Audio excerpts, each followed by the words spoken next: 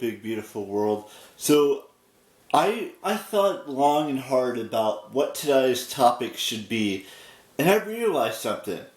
We're like 2 weeks, 2.5 weeks ish away from when the matchmaking on VidCon is opening up. Now, they say it's supposed to last like at least a month, so probably around May 30th is when it'll close. And I was, I've mentioned before who's on my list of matchmaking, but this has nothing to do, it has to do with VidCon in general, but this has nothing to do with matchmaking, or it kind of does. What I'm trying to get at is that I would like to post, maybe during that week I'm there in June, that I have to ask permission from the creator that I've been watching their channel for quite some time. But I was thinking about this. It would kind of be cool, and I would tag the content, the YouTuber or the social media influencer in the post that I would make on Instagram. I hope to take as many photos as I can or pictures as I can on my phone, and maybe posting a couple of them to my feed.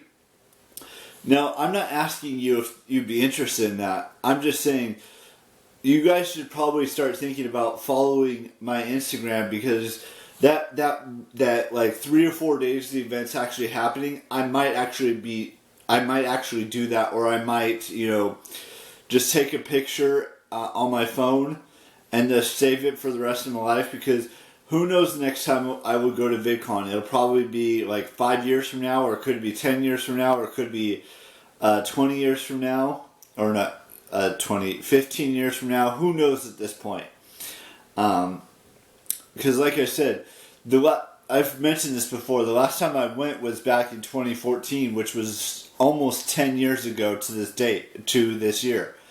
Not quite 10 years, but very close to 10 years. And I know a lot of things have changed since the last VidCon.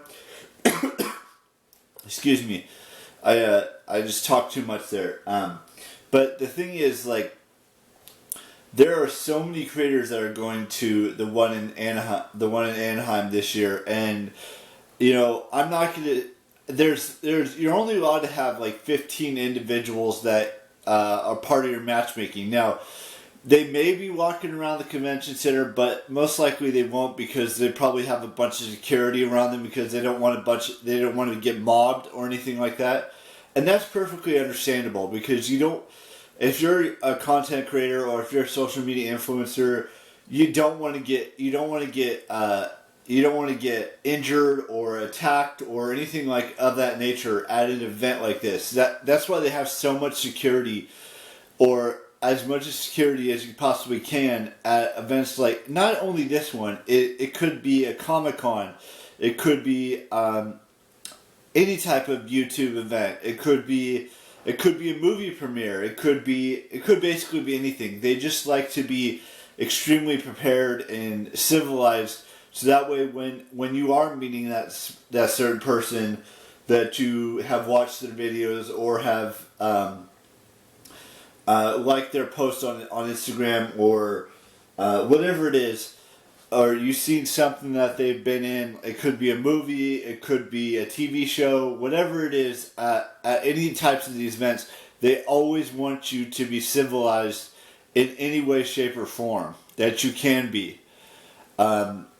Especially when it comes to meet and greets, because meet and greets can get crazy, they can get hectic at times. Like, for example, I'll just give you an example here. Whenever I went to the Comic-Cons near me, they would always have security, or they would always have a team of individuals that want to protect the celebrity or the stuff like that. Now, it is a little bit smaller than like a San Diego version or a bigger city version, the one I went to, because there's only like 10 or 15, maybe even 20,000 at most that went to that. Say you went to San Diego, or you went to LA, or you went to WonderCon or something like that. Those events could get upwards of 100,000 to 200,000 people that attend. So they have to have extra security. They have to have police just to make sure that it's a civilized event and people don't get trampled on or don't get hurt at the event. Just like this. This event, from what I saw last year, VidCon, they had 75,000 attendees that went to it. And that probably doesn't include all the featured creators that they announced. Now, there's a lot of featured creators they've announced this year. I think it's like close to 50.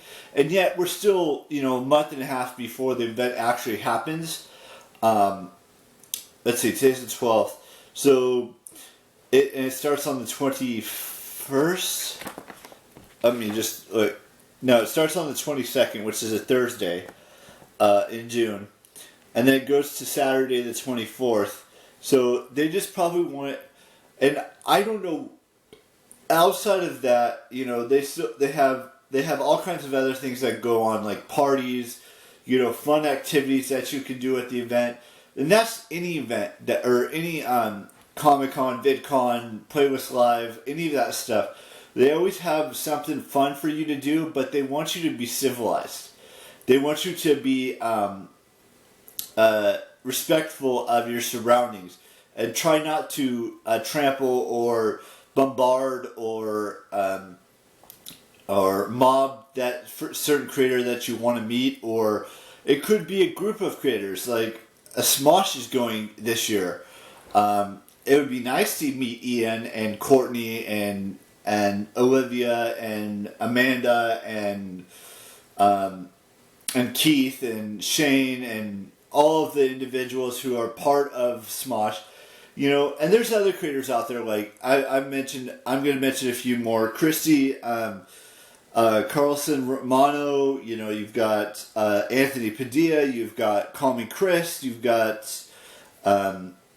just a bunch of, those are just a few of the names that are considered as feature creators. And like I said, there's still, so much time between now and when the event happens that they could announce so many more feature creators over the course of of that time, and we'll just have to wait and see. But what I was trying to get at is that I haven't been in a long time, and I'm ready to go again in less than a couple months, maybe like less than a couple months, right around 2 months or so, and to experience. I did do meet and greets back then to some of my favorite creators that I've watched on YouTube and have paid attention to their stuff on Instagram. The thing is, like, every single person is going to be different of who they want to meet or what panels they want to go to, whether it's I'm not sure, but I'm hoping, now I'm not saying this is going to happen, but I'm hoping, the D'Amelios go, like Dixie and Charlie go, or even maybe Addison Ray goes, and these are just me spitballing names. I know that they don't really post on YouTube anymore, but maybe they do. I haven't watched their channels in a while, so Addison hasn't really uploaded in a little while, so I think it's almost been a year since she's last posted on YouTube.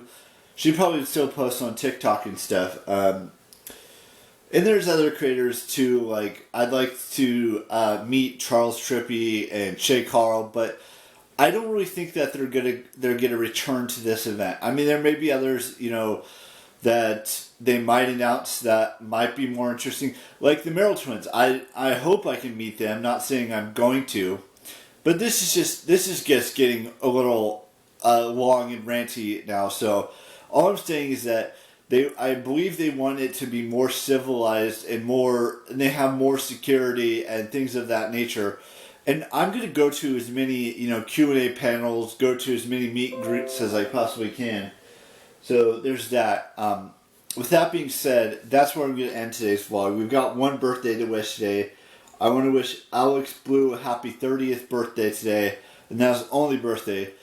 So stay happy, stay upbeat, be who you want to be, and do what you want to do. and find your love story, and I will see you tomorrow with a brand new vlog. Bye bye.